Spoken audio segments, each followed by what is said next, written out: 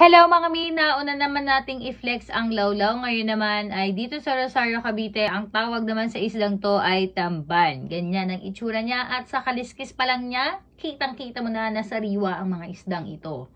Yan. Maraming customer namin ang nalilito kung ano nga ba ang difference ng dalawa. Ang tamban, kung mapapansin nyo, yung pabilog, at ito namang lawlaw ay syempre palapad. Ito yung kadalasan nating tinutuyo. Ayan, ganyan kasariwa.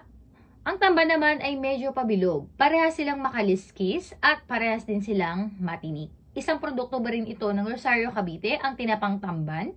Masarap at malaman ito. At kapag ganito kasariwa, pinapaksiw ito sa suka o kaya naman ay iniihaw na may sawsawang suka at toyo. Hinay-hinay nga lang sa pagkain ito dahil talaga namang matinik ang isdang to. Di gaanong kamahalan at swak kung talagang murang isda ang hanap mo. Sa inyo, anong tawag dito at ano ang luto na ginagawa nyo? Yun lang.